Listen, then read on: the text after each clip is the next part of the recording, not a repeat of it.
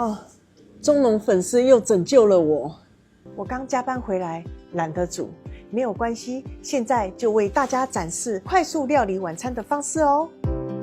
首先呢，我们先把热水加到我们的锅子中，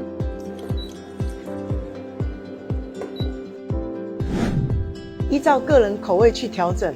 我自己是喜欢起司马铃薯浓汤。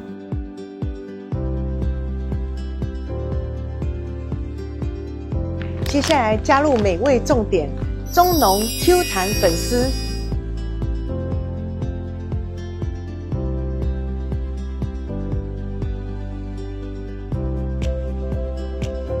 最后我们只需要加入1颗蛋就完成咯。